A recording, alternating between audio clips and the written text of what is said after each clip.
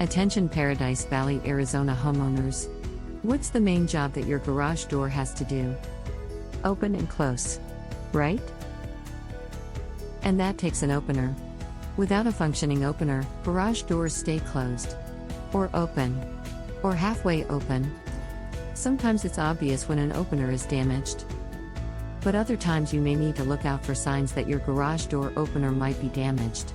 Some clues include a sudden spike in your energy bill, noises coming from your garage door, or trouble opening or closing your garage door.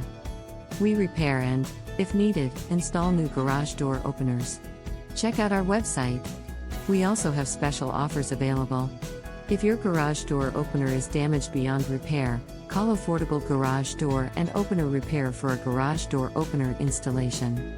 We can install a brand new garage door opener, so you can open and close your garage door without disruption. Expert and honest garage door service makes a world of difference. Call Affordable Garage Door today at 602-672-1418.